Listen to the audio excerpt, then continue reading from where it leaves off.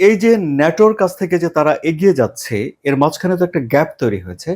এই গ্যাপ পূরণ করার জন্যে তিনি কানাডা এবং কানাডার মতো ন্যাটোভুক্ত অন্যান্য যেসব দেশগুলো জিডিপিতে তাদের সামরিক খাতে ব্যয় বাড়াচ্ছে, তারা বিশেষ ভূমিকা রাখতে পারে বলে তিনি মনে করেন এবং মন্তব্য করেছেন।